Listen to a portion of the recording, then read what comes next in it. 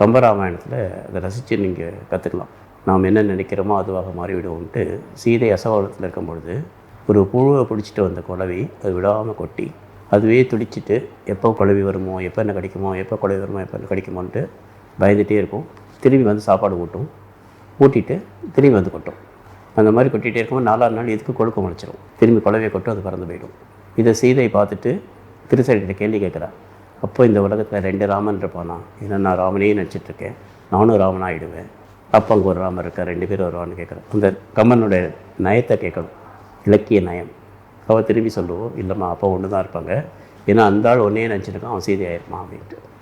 So ஒரு ராமர் ஒரு சீதா இருக்கும். ஸோ யார் நம்ம என்ன நினைக்கிறோமோ அதுவாக தான் நம்ம ஆடி விடுகிறோம். நம்ம ராவணன் எப்படியாவது சீதை அடையணும்னு சொல்லிட்டு எல்லா விதமான டெக்னிக்கும் யூஸ் பண்ணி ஃபெயில் ஆகிட்டு கடைசியில் ராமர் மாதிரி நான் வேஷம் போட்டு போனால் ஏமாந்துருவா அப்படின்னு சொல்லி வேஷத்தை போட்டுட்டு கண்ணாடி கேட்குறான். பார்த்தாக்க திறன்மனை நோக்கான்னு அவன் உள்ளுக்குள்ளேன்னு சொல்கிறது. ஸோ எக்ஸ்டர்னல் என்வரான்மெண்ட் உள்ளுக்குள்ளே பாதிக்கிறது, உள்ளுக்குள்ள இருக்கிற என்வரான்மெண்ட் தான் வெளியில் தெரியுது. ஸோ இது ரெண்டும் ஒன்றுக்கு ஒன்று சம்மந்தப்பட்டு இருக்கிறதுனால முக்காவாசி நேரம் ரிலேட்டிவ்ஸ் எல்லாருமே தெரிந்தே கெடுப்பது பகை, தெரியாமல் கெடுப்பது உறவுன்னு இதான்.